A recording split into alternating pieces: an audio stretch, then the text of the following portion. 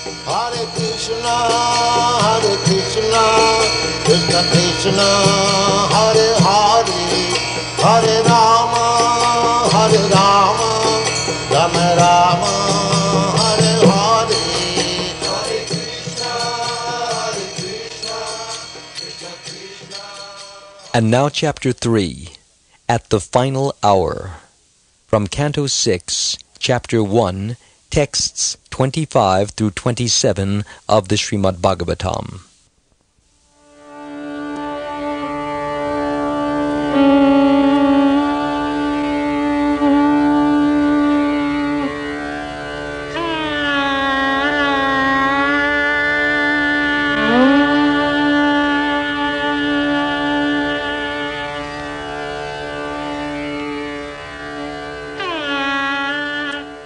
Shukdeva Goswami continued, because of the child's broken language and awkward movements, old Ajamil was very much attached to him. He always took care of the child and enjoyed his activities. When Ajamil chewed food and ate it, he called the child to chew and eat, and when he drank, he called the child to drink also. Always engaged in taking care of the child and calling his name Narayan, Ajamil could not understand that his own time was now exhausted and that death was upon him. When the time of death arrived for the foolish Ajamil, he began thinking exclusively of his son Narayan.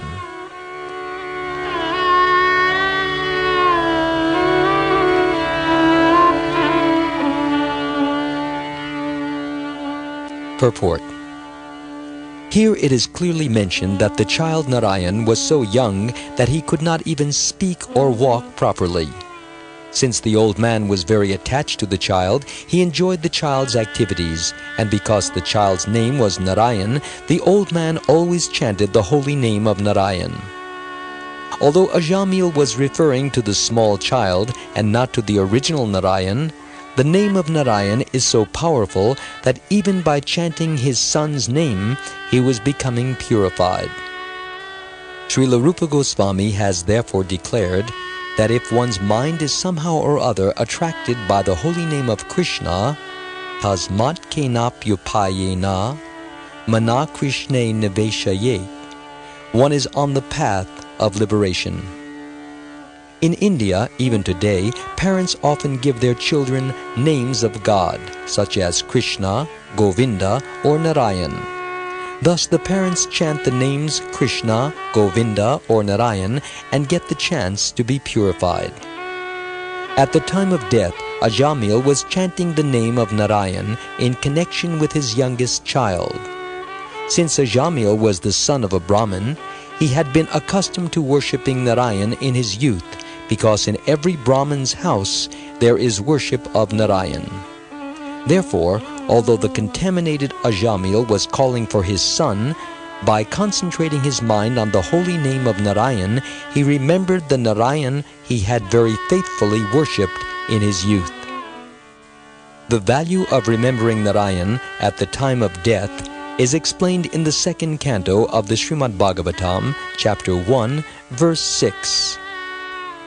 Eta van Sankhya Yoga Vyam Swadharma Paranishtaya Janma Labha Para Pumsam Ante Narayana Smriti, which means, quote, the highest perfection of human life, achieved either by complete knowledge of matter and spirit, by acquirement of mystic powers, or by perfect discharge of one's occupational duty, is to remember Narayan, the personality of Godhead, at the end of life.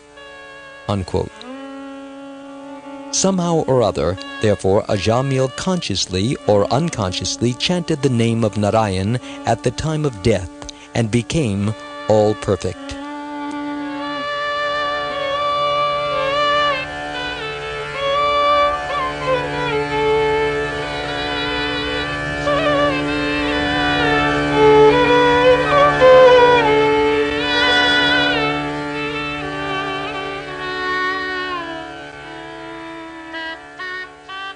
As mentioned above, one's mentality at the time of death is all important. But if we become complacent and think, "Oh, death takes place, what of it?" then we cannot advance on the spiritual path. Just as the air carries fragrances, so a person's mentality at the time of death will carry him to his next life. If he has cultivated the mentality of a Vaishnava, a pure devotee of Krishna, then he will immediately be transferred to Vaikuntha. But if he has cultivated the mentality of an ordinary karmi, a fruitive worker, then he will have to stay in this material world to suffer the consequences of the kind of mentality he has thus created.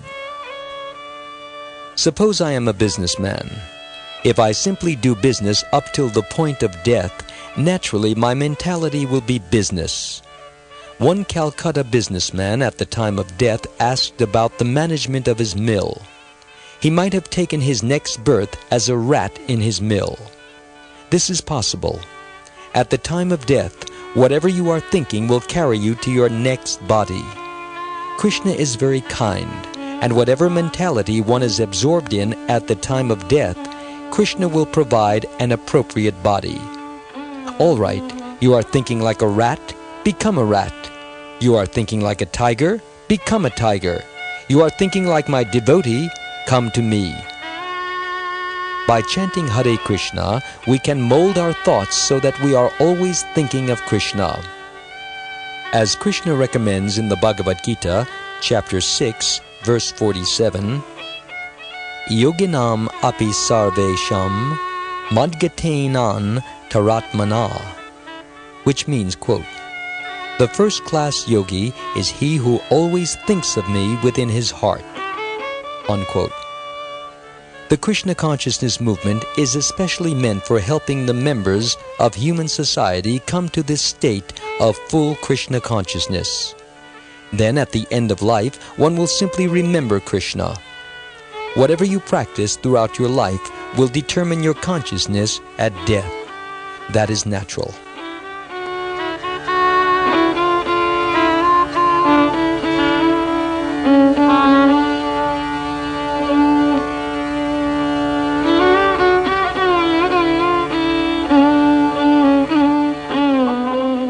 One who properly prepares for the time of death is really intelligent, while one who thinks he can remain at home forever and enjoy the association of his wife and children is a fool.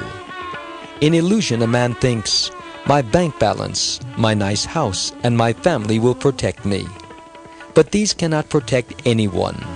The Srimad Bhagavatam, Canto 2, Chapter 1, Verse 4 declares, Dehaptya kalatradish vatma sainyesh vasatsvapi tesham pramato nidanam pashyanapi na pashyati,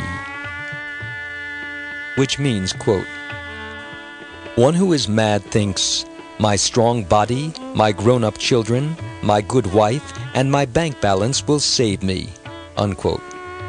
We are simply struggling in this material world like soldiers fighting on a battlefield. Our soldiers are our children, our wife, our bank balance, our countrymen, etc. The Srimad Bhagavatam warns us not to take shelter of such fallible soldiers. Even though a man has seen that his father and grandfather, who were once living, are existing no more, he does not see that likewise everyone, including himself, will be destroyed. How can he protect his son? How can his son protect him? These questions do not arise for the materialist who is simply engrossed in the animal propensities of eating, sleeping, defending, and mating.